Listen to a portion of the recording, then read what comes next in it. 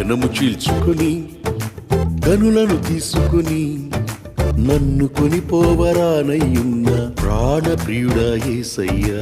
గగనము చీల్చుకొని గనులను తీసుకుని నన్ను కొనిపోవరానయ్యున్న ప్రాణప్రియుడా యేసయ్యా. నిన్ను చూడాలని నా హృదయమెంత